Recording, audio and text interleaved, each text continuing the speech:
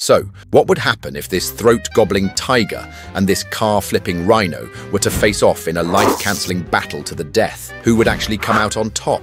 Well, at the end of this video, I will give you a conclusive result based on these 6 battle metrics, the first being their size differences. This hypothetical showdown will also be based on a male Siberian tiger and a male white rhino. Now, Siberian tigers are absolute units. These giant fat cats can tip the scales at around 675 pounds, stretching nearly 10 feet from nose to tail and standing about 4 feet at the shoulder. But the white rhino takes massive to a whole new level. These calorie warriors average close to 5,000 pounds. That's about the weight of a large SUV.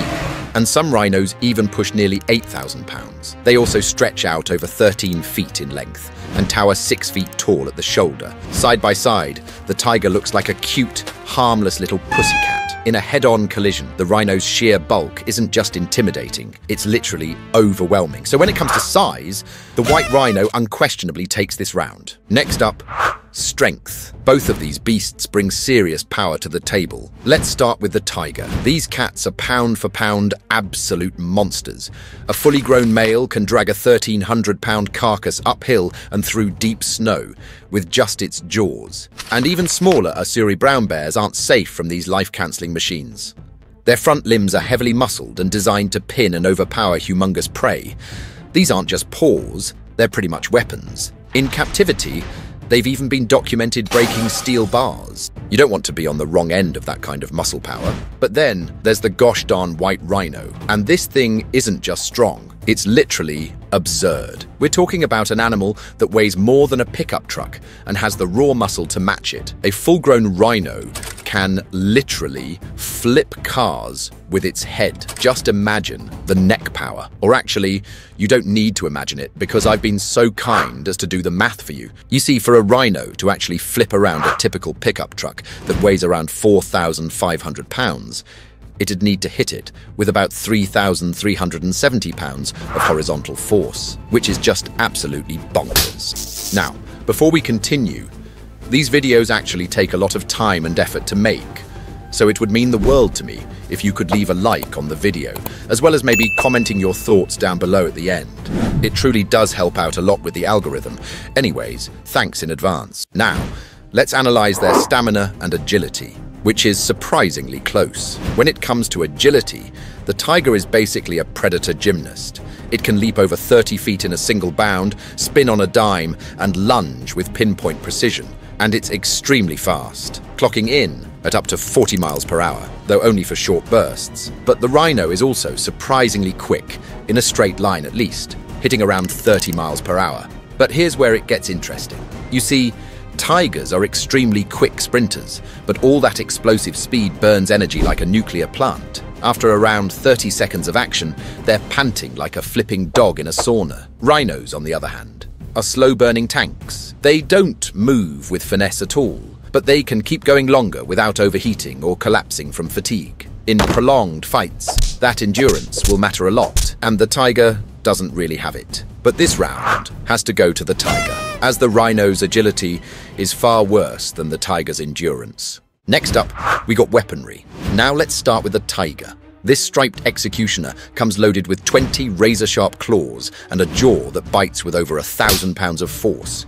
That's strong enough to crush spinal cords, pierce skulls, and end most animals in seconds. Tigers also come armed out the hecking wazoo with dagger-like canines over 3 inches long, built to instantly send prey to the shadow realm. But it's not just about raw power, it's precision. Tigers go for the neck, the throat, the spine. They're surgical assassins that know exactly where to strike to make it final. And the claws. Each one is 3 inches of curved death, basically switchblades attached to a hecking sledgehammer. The rhino, on the other hand, is a medieval siege weapon with legs.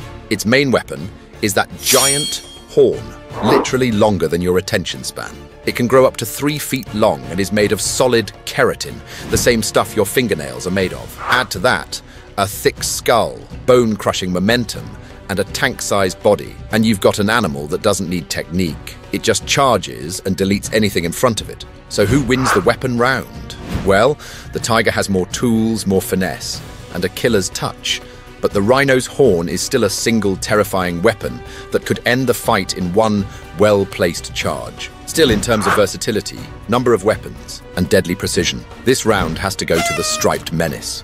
Second to last, we shall look at their armor. All the tiger's weapons won't really matter if it can't pierce the rhino's armor. And this is where the rhino basically shows up to the fight in creative mode. Its skin is up to 2 inches thick in places. We're talking organic plating that can deflect claws, teeth, and even bullets in some cases. This isn't just tough hide. It's a walking slab of fat and muscle covered in Kevlar. This over-armored creature could take a direct hit from a tiger strike without even flinching. Now, let's give the tiger some credit, as it's not exactly made of paper either. Its fur is dense, and its skin is surprisingly resilient, especially over the shoulders and neck. Evolution gave it enough protection to brawl with bears and boars, but it's more about dodging than tanking. But against the horn of death, it won't really help much. So in this round, it's not even close. The rhino wins by a landslide. Finally, let's talk battle experience. The tiger is no stranger to violence.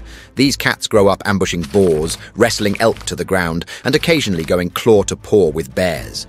Every kill is a solo operation, built on stealth, timing, and explosive execution. It's all about knowing when to strike, and striking with precision. But the Siberian tiger doesn't really have much experience fighting anything even close to the size of a rhino. Their prey rarely weighs over 1,000 pounds, and tigers rely more on ambush than on sustained battle. Now compare that to the white rhino, who's basically been forged in battle. These guys regularly face down lion prides, throw hands or horns with other rhinos, and have even been known to square up against elephants. When rhinos fight, it's not for show. They ram, gore, and keep going until someone taps out or bleeds out. So who takes this round? In terms of raw experience against massive threats, this one goes to the rhino.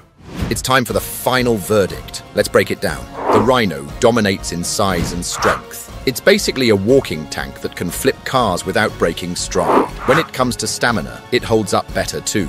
Built for slow, brutal force rather than quick bursts. The tiger definitely wins in agility and finesse. It's faster, more precise, and far more surgical with its attacks. Its claws and teeth are deadly, and its movements are calculated and explosive. But when it comes to real battle experience, the rhinos face down lion prides, clashed with elephants, and fought brutal duels with its own kind. So who actually wins? Well, in a neutral arena, with no ambush, just pure head-to-head carnage, the white rhino takes it. The tiger may be faster and deadlier in short bursts, but the rhino is simply too big, too tough, and too tanky to take down in a fair fight. So I'd say the rhino wins this one with low to medium difficulty. Now, if you enjoyed today's video, then maybe check out some of my other videos if you haven't already, and I'll see you in the next one.